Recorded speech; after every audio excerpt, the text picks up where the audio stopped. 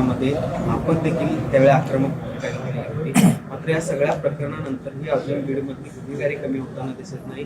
काल 2 दिवसापूर्वी देखील व्हिडिओ असे येत आहेत अमानुष मारहाणीचे, 2 गटातल्या वादाचे, ज्याला राजकीय हस्तक्षेप देखील त्यामध्ये आहे. कसं बघता एकूणच अजूनही बीडमधली परिस्थिती सुधारलेली दिसत नाही. कायदा सुव्यवस्था अजूनही काय नाही. बीडमध्ये ज्यावेळी ही घटना घडली आणि त्या मंत्र्यांचं आणि त्या व्यक्तीचं नाव, तो वाल्मिक कराडाचं नाव घेणारा मी पहिला आहे. आणि आज ही सगळ्या गोष्टी त्या वाल्मिक कराडला आत घातल्यामुळे सगळं कायदा सुव्यवस्थित झाला आहे असं म्हणता येणार नाही.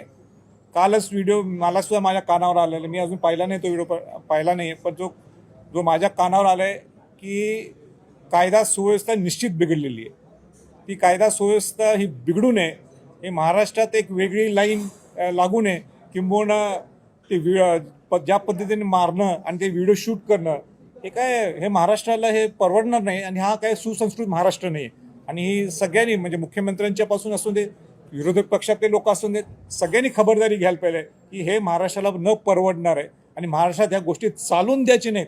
ह्याची जबाबदारी सगळ्यांनी, सगळ्या विरोधी पक्षातले लोक असतील किंवा सत्तेतले लोक असतील, या सगळ्यांनी ती जबाबदारी घेणं गरजेचं आहे. राज्याचे उपमुख्यमंत्री त्या जिल्ह्याचे पालकमंत्री आहेत, राज्याचे मुख्यमंत्री स्वतः राज्याचे गृहमंत्री आहेत. असं असताना ही परिस्थिती हाताळता येत नाहीये का? मग नाही, माझं असं म्हणणं आहे त्यांनी युद्ध पातळीवर सगळ्या मिटिंग्स बोलावेत. हे का घडायला लागलेलं आहे, एवढी धाडस कशामुळे निर्माण व्हायला लागलेली आहे? म्हणजे एकमेकाला मारायचं आणि ते व्हिडिओ शूट करून दाखवायचं, म्हणजे कुठेतरी निश्चितपणाने इझी गोईंग सगळं चालू आहे. म्हणजे आपल्याला काय होतं, कोण आपल्याला आत टाकते, काय फरक पडतो, आत गेले तर परत आपण जामीन येऊन बाहेर येऊ. हे जे वातावरण तयार व्हायला लागलेलं आहे, जे बाकीच्या राज्यात, ठराविक राज्यात अजूनही आहे, पण ते हे महाराष्ट्रात केव्हा नव्हतं. आणि म्हणून हे होणं कदापि महाराष्ट्राला हे परवडणार नाही. माझं उलटं मुख्यमंत्र्यांना असेल, उपमुख्यमंत्र्यांना असेल, तुम्ही बाकीचे सगळे कामात 2 मिनिटं थांबले ते चालतील, पण युद्ध पातळीवर कायदा सुव्यवस्था महाराष्ट्रातली बिघडू नये याच्याकडे त्यांनी लक्ष घालावं. सर्व राजकीय पक्षांनी स्थानिक स्वराज्य संस्थेच्या निवडणुकीची तयारी केलेली आहे. आपल्या पक्षाकडून काही तयारी होते का, किंवा कोल्हापुरात आपला पक्ष निवडणुकीच्या नाही, अजूनही काही ठरवलेलं नाही आहे. सध्या इतके फटके बसले अगोदरचे, त्यातनंच बाहेर पडणं अवघड आहे. आणि म्हणून पहिल्यांदा आपलं एकच आहे की परत आपण बाहेर पडू, लोकांच्यात मिसळू, काय आमच्याकडनं काय चुकत असलं ते अभ्यास करू.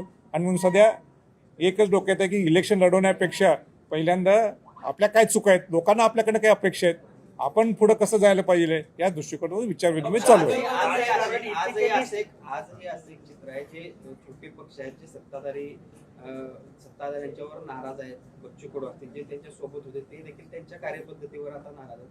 अशा लोकांना ह्या स्थानिक स्वराज्य संस्थांच्या निवडणुकीमध्ये तरी एकत्र करणार आहेत का आपण, किंवा तसे प्रयत्न? नाही, मी काय विचार केलेला नाही आहे. कारण का हा प्रयत्न मी केला होता आपल्या विधानसभेच्या निवडणुकीच्या वेळी, तो इतका चांगला फटका बसला आहे. आणि मान्यच करायला पाहिजे फटका का बसला आहे, त्याला अनेक कारणं आहेत. आणि म्हणून त्या कारणात मला खोल जायचं नाही, पण लोकांची सेवा हे प्रामाणिक करत राहणं हाच आमचा दृष्टिकोन आहे. प्रामाणिकपणे राजकीय पक्ष चालवणं आताच्या घडीला शक्य नाही असं स्पष्ट वाटतं तुम्हाला? नाही, निश्चित नाही वाटतेच, काय चुकीचं नाही आहे. का माझ्यासारखा सरळ माणूस, स्पष्ट बोलणारा, परखड बोलणारा, राजकारण आणि स्पष्ट बोलणं हे केव्हा तरी संलग्न होत नाही आहे, हे जाणवलं आहे. पैशाचा सुद्धा मोठा खेळ असतो, ते सुद्धा आमच्याकडे तसा काही पैसा नाही आहे. आणि म्हणून ह्याच्यात टिकणं हे अवघड काम आहे. पण शिवाजी महाराजांनी सुद्धा आम्हाला शिकवलं आहे की अडचण आल्याशिवाय त्यातनं मार्ग निघत नाही आणि अडचण आल्याशिवाय यश मिळत नाही. म्हणून आपण कष्ट करत राहणं आणि कष्ट केले की यश तुमच्याकडे चालत येते, हाच दृष्टिकोन ठेवून आमच्याकडून म्हणजे वाटचाल चालू आहे. चाटे स्कूल प्री प्रायमरी पासूनच करून घेतं फाउंडेशन पक्क करण्याची तयारी. म्हणूनच चाटे शिक्षण समूहाच्या कित्येक विद्यार्थ्यांनी घेतलीये करिअर मध्ये उंच भरारी.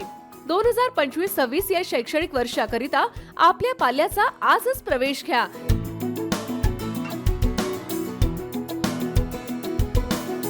प्रवेशासाठी पत्ता Shri park society, Balaji hospital समोर, खराडी बायपास, पुणे 14.